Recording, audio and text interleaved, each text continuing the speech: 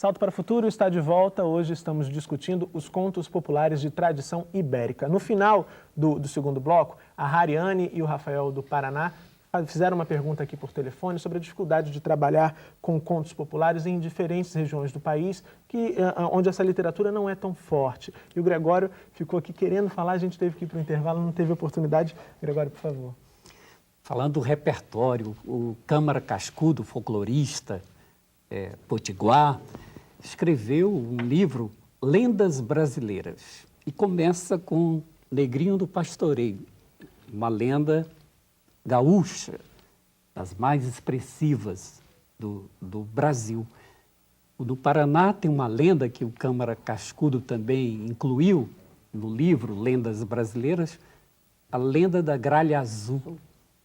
E a lenda Irapuru, tão apreciada, tão contada, tem início no sul e migra para a Amazônia. O pássaro Irapuru, que tem um canto que os outros pássaros param para ouvi-lo. Então, o repertório das lendas, dos contos populares, estão circulando nas diversas regiões e trocando e ampliando com as lendas que estão sendo construídas hoje pelos alunos, pelos professores escritores, os professores que têm singularidade, autoria e inauguralidade, porque estão escrevendo e inaugurando mundos novos. Tá certo. Pelo 0800 21 6689, você liga e participa ao vivo aqui do Salto para o Futuro. Agora a gente vai ouvir a pergunta da Nazaré, aqui do Rio de Janeiro. Tudo bom, Nazaré? Tudo bom. Boa noite aos colaboradores do Salto e aos colegas professores de todo o Brasil. Falo do teleposto CEPAC, São João do Meriti, hoje com alunos do Instituto de Educação, professor Moisés Henrique dos Santos. E nossa pergunta é: o texto diz que os contos surgem de acordo com as culturas dos lugares onde passam os contadores. Os contadores reapresentam os contos, inserindo fatos que presenciam e também reinventam de acordo com a cultura do lugar. Essa recriação descaracteriza o patrimônio literário ou popular? Obrigada. Obrigado, Nazaré, pela sua participação aqui no Salto. Só queria te dar uma dica: da próxima vez que você ligar para a gente, você diminui um pouquinho o volume do seu televisor para a gente poder escutar melhor a participação de você, a sua participação e a participação dos cursistas aí do teleposto, tá certo? Então, Ricardo, essas adaptações, elas diminuem, fazem perder o valor a essa cultura literária ou não? Olha, é difícil responder, quer dizer, podem fazer perder. Quer dizer, vai depender do contador de histórias. O importante lembrar é o seguinte, que é uma tradição oral. Não tem outra forma desses contos prosperarem. Quer dizer, eles vão sendo contados de boca em boca, prosperarem não, se propagarem, né? Então é preciso entender isso, quer dizer, é inerente ao contador de histórias ele acrescentar. É como, vamos pegar a piada, acho que a piada é um bom exemplo. Eu conto uma piada aqui, a pessoa vai para casa, ela já vai mudar. E cada um vai acrescentando e, de repente, de uma piada podem surgir duas boas piadas, inclusive. Porque, de repente, é isso. Agora, um mau contador, é possível. As coisas não são... É preciso dizer, com todas as vezes, não é que existiu uma história há 1000 anos atrás e essa história, ela até hoje é contada. Isso não existe. É uma construção que foi feita através do sexo cultural, uma construção multifacetadíssima, né? Basta a gente ver, por exemplo, os contos populares, chamados hoje contos de fada, contados por Perrault no século XVII, e os mesmos contos recolhidos e recontados no século XIX pelos irmãos Grimm. Você pode encontrar um conto aqui e lá, não é? Esses contos se espalharam, as pessoas foram contando e recontando. Sim. Essas versões que são clássicas, se você tomar uma ao lado da outra, você vai perceber diferenças. Uma tem uma marca mais do interior da França, mais provençal. Como é que você vai saber disso? Não, você vai ver as decisões que são tomadas, como é que a menina vai para a floresta, o que a mãe manda levar, etc. E a outra é mais romântica, mais preocupada com o comportamento da menina. Já é um outro século, já tem uma mudança de visão do que é certo do que é errado. Olha aquela discussão da moral. Pois é, né? só te interrompendo, Eliana, ainda sobre a discussão da moral, a Luz Marina, professora do NTE de Uruaçu, em Goiás, nos enviou um e-mail. Obrigado, Luz Marina, pela participação. Ela diz que no texto o Ricardo cita a moral ingênua. Ela diz que no conto oral e no conto escrito é possível que professores e alunos reflitam sobre o bem e o mal praticado pelo herói. Como fazer essa reflexão, pergunta a Luz Marina, com os alunos em relação aos programas televisivos, onde é muito clara, também segundo ela, essa moral ingênua? Bom, eu acho assim, a televisão, ela é um texto também, ela também é uma narrativa, ela traz um conto sobre o mundo, não é? O começo aqui do texto que eu estava lendo dizia isso, né? Toda hora a gente está começando a conversar com uma pessoa dizendo, olha, isso aconteceu comigo. A televisão também está trazendo isso. Na televisão, a moral ingênua é aquela que te obriga, ou te induz, melhor dizendo, a aceitar um tipo de posicionamento, seja ético, seja ideológico, sem discussão. Essa é a moral ingênua, a visão que já está pronta para você. Agora, se você se dispõe a duvidar dela, a fazer perguntas, a se questionar sobre isso, se está certo, se está errado, se você acha que era assim que se deveria proceder ou não, você faz circular um debate que torna essa questão presente à sua vida. Você é um narrador. Quando você vai para a esquina encontrar com seus amigos, quando você vai a uma festa e conta uma história da sua vida, do seu avô, do seu amigo, você está passando uma história que tem a sua visão de mundo, isto é, tem a sua moral. Então, é nesse sentido que é importante que você discuta a moral que vem pronta da TV. Nesse sentido é que eu acho que a moral da TV pode ser ingênua, se você aceitar isso como um dado. Agora, Gregório, nós recebemos um e-mail, por coincidência, de Goiás, também de Anápolis, da Isildinha, Aparecida Almeida, do NTE de Anápolis. Ela quer saber, a partir do momento em que os contos tradicionais deixaram de ser contados de boca em boca e passaram a ter o registro escrito, eles sofreram modificações ou influências do escritor? Sofreram. Cada um que escreve acrescenta, quem conta um conto aumenta um ponto. Nós, no Brasil, temos algumas versões dos contos trazidos pelos portugueses no início da ocupação do território brasileiro. Na costa do Atlântico, vamos ouvir algumas versões parecidas. Na costa de vizinhança com os países que foram ocupados pelos espanhóis, vamos ouvir as histórias vindas também da Península Ibérica, com nuances, com diferenças.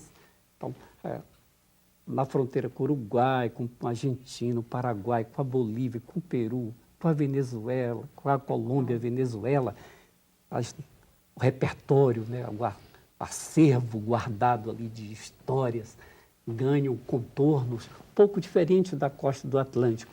Lá no Amapá, na fronteira lá com a Guiana, já tem são outros ingredientes do tempero das narrativas. Essas histórias chegaram para nós aqui há mais de 500 anos e cada um que vai contar, que vai narrar, traz uma Posso informação. fazer um comentário, Gregório? Pode. Mário Quintana, que a gente comemora 100 anos de nascimento esse ano, conta uma história que está num livro dele chamado Sapato Florido, que se chama Velha Nova História. Né? Parece até a história do Guimarães Rosa, não é? Da fita verde no cabelo. Mas a do Mário Quintana é uma história de um peixinho e de um pescador que se tornam amigos. Essa história é contada pelo Mário Quintana com muito humor e uma certa melancolia, mas muito humor, muita ironia no fundo. Eu ouvi essa mesma história na Colômbia, num festival de contadores de história, em que essa história é contada como uma história dramática, uma história terrível de separação dos amigos. O registro na Colômbia é diferente do registro que fez o nosso gaúcho Mário Quintana dessa mesma história. Então tem o traço de quem registra, de quem escreve, tem o peso do seu momento, da sua visão de mundo, né? Da sua experiência, afinal. Tem lá. Tá certo, Eliana. Nós já estamos aqui no finalzinho do Salto para o Futuro. Eu gostaria de ouvir suas considerações finais sobre o que nós discutimos no programa de hoje. Olha, o que eu queria dizer para vocês é o seguinte: a oralidade é uma riqueza extraordinária que permite, entre outras benesses que a gente não falou aqui, outros benefícios, da gente organizar o nosso discurso, organizar a nossa cabeça. Contar bem uma história significa poder entrar no mundo da comunicação oral, sendo convincente, sabendo argumentar, sabendo botar o pensamento em ordem. Então, contar não é só pela magia da história que se conta, mas pelo domínio da língua e do pensamento que se ganha. Tá certo, Eliana. Obrigado. Ricardo, por favor, suas considerações finais sobre o Olha, minhas considerações são as seguintes. Eu gostaria muito que as escolas tratassem muito mais vezes da cultura popular. Eu acho que é uma cultura riquíssima. Você tem formas, por exemplo, os contos populares, né, os contos de encantamento, as adivinhas. Adivinhas são verdadeiras introduções à poesia, se for pensar. Tanto as quadras populares, com certeza, né, mas as adivinhas, por exemplo, são metáforas. Se você for ver, cada adivinha é uma metáfora. Ela fala uma coisa para dizer outra coisa. Ditados. Quer dizer, existe um acervo muito rico que eu acho que as escolas podem, inclusive, resgatar, porque esse acervo é vivo, não é só em livro, não. É ir atrás da cabeça das pessoas e pedir para elas trazerem para a escola e montar esses acervos. Então, essa é a minha sugestão aí aos professores, né, que olhem a cultura popular também e resgatem. Agora, Ricardo, você ainda tem um tempinho? Quer dizer, nesse movimento de resgate dessa cultura que está em volta da escola, é também preciso que o professor se desarme um pouco para considerar, por exemplo, as variedades das histórias que aparecem de um mesmo tema, um pouco daquilo que a gente dizia anteriormente. Sim, quer dizer, não considerar que existe uma versão, por exemplo, de repente alguém vai falar assim, a versão certa é a do Walt Disney, só faltava, né? Quer dizer, é isso, entendeu? É muito ao contrário, quer dizer, que a gente saiba que é uma cultura que ela é construída com versões. E é fantástico isso. Né? Por exemplo, vamos pegar o caso da gata borralheira, por exemplo. Só essa história que é conhecida de todos, né? A Cinderela, etc. Nossa, o que tem de versão dessa história, e é bárbaro. Só isso, a professora, de repente, tem um trabalho um pouco de dar uma pesquisada e estudar com os alunos as várias versões que ela vai encontrar da mesma história, recolhidas por aí pelos folcloristas. Isso já dá um pano, dá muito pano para a manga dentro da escola. Né? Inclusive questões éticas que aparecem nessa... Porque as questões éticas, elas aparecem muito frequentemente nos contos. Né? Então... Ok, Ricardo, obrigado. Gregório, por favor, suas considerações finais sobre o que nós debatemos no programa de hoje. Murilo, a minha formação com as histórias, com as narrativas, elas aconteceram no núcleo familiar. Meu avô contando histórias, e os netos, vô, conta aquela, conta de novo. Eu contava. A história preferida da minha irmã, Joãozinho Maria, preferida da minha prima, Maria Borralheira, e a minha predileta, a minha preferida, vô, conta aquela. Ele contava, Dona Baratinha. E a sua? Você já pensou? Poxa, realmente aí tem uma pergunta. Eu sempre gostei muito de história, é difícil dizer uma preferida. A sua preferida, Ricardo? Tem várias. Uma. A mais mobilizadora. Olha, O Macaco e a Velha é uma história que eu gosto muito. Eliana, sua?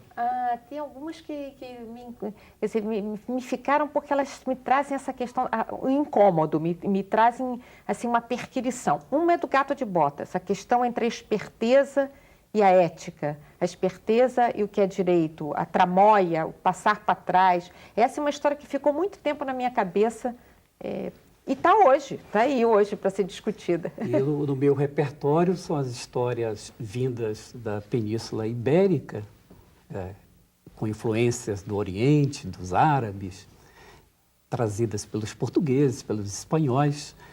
Também as histórias contadas na Amazônia pelos povos da floresta, o repertório indígena brasileiro. Também o repertório com as histórias vindas da África, as histórias africanas que chegaram aqui. Então, o meu repertório tem essa complexidade de narrativas, Murilo. Vamos cantar? para concluir. Bem rapidinho que a gente está no finalzinho do programa. Amor, tão bom, meu amor tão bom que está... Canta, Helena. Ricardo, meu amor tão bom, meu amor, vem cá. Vai. Bom, infelizmente, eu vou ter que interromper a cantoria, porque nós chegamos ao final do Salto para o Futuro de hoje. Eu agradeço a você que participou do programa, enviando perguntas, críticas e sugestões. Agradeço também a presença do escritor e desenhista Ricardo Azevedo, do escritor e contador de histórias Francisco Gregório Filho e da Eliana Yunes, professora da PUC do Rio de Janeiro. Se você ainda não tem os textos dessa série, pode encontrá-los no nosso site. O endereço é www.tvebrasil.com.br/salto. No programa de amanhã, vamos falar sobre os contos indígenas. Eu espero por você. Salto para o Futuro, 15 anos parceiro do professor.